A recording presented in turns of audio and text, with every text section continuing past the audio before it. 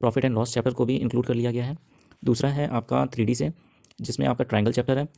फिर यहाँ पे आ जाते हैं 2D पर, जिसमें आपका रेक्टेंगल आ जाता है। फिर आते हैं परसेंटेज पे, फिर उसके बाद आते हैं कंपाउंड इंटरेस्ट पे। तो ये है हमारे पास 5 क्वेश्चन। वीडियो को अंत तक देखना और एक क्वेश्चन आपके लिए होमवर्क में दिया जाएगा, तो जिसको आपको आंसर देना है कमेंट बॉक्स में। तो पहला क्वेश्चन है, a shopkeeper purchase 2 varieties of rice 80 kg at 13 rupees 50 पैसे per kg and 120 kg at 16 rupees per kg। The shopkeeper being greedy mix the 2 variety of rice and sold the mixture at a gain of 16%। Find the per kg selling price of the mixture. एक shopkeeper है जो 80 kg चावल को खरीदता है 13 रुपये 50 पैसे में, और 120 kg चावल को खरीदता है 16 रुपये प्रति kg की दर से।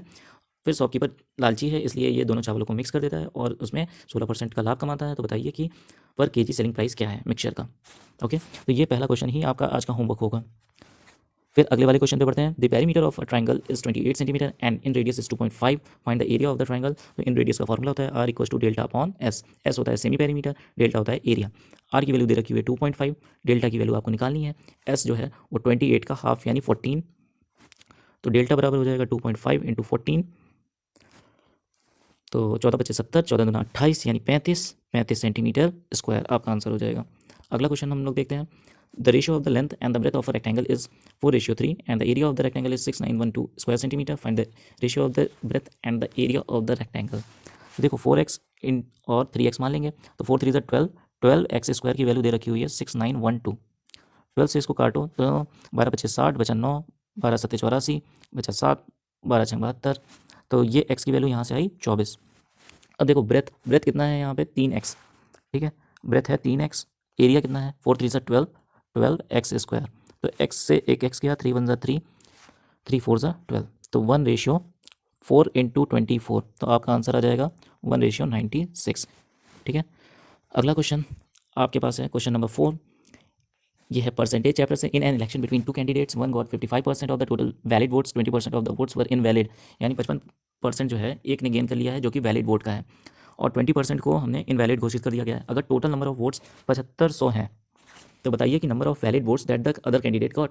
दूसरे ने कितना गेन किया। अगर देखिए एक ने 55 अगर गेन किया है, तो दूसरे ने 45% ही गेन किया होगा। ओके, जिसमें से 20% तो हमने इनवैलिड कर दिया। 20% की फ्रैक्शन वैल्यू होती है 1/5। 1/5 का मतलब हो गया 7500 का 1/5 होता है 1500, यानी 1500 तो आप इसमें से पहले निकाल दो। बचा कितना, 6000 वोट बचे। अब 6000 वोट का 45% परसेंटेज से 2 जीरो तो काट दो, एक जीरो ये आ गया, 6 5 30, 6 4 24 प्लस 3 27, 2700 वोटों से अदर कैंडिडेट पाया है। 2700 वोट अदर कैंडिडेट पाया हुआ है। ओके, अब लास्ट क्वेश्चन है आज का। There is 60% increase in an amount in 6 years at simple.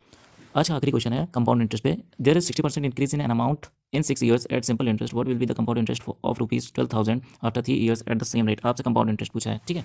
तो सबसे पहले तो आप रेट निकाल लो। 60% इंक्रीज हो जाता है। 60% इंक्रीज होने का मतलब है 100 रुपये पर 60 रुपये आपको ब्याज मिलता है 6 साल में। तो 1 साल में कितना मिला होगा, देखो 6 साल में 60 रुपये मिल रहा है ब्याज, तो 1 साल में आपको मिला होगा 10% ब्याज मिला होगा, ठीक है। 10% अगर 3 साल के लिए रखा जाए तो कंपाउंड इंटरेस्ट आपको मिलता है 331 रुपये, 1000 रुपये।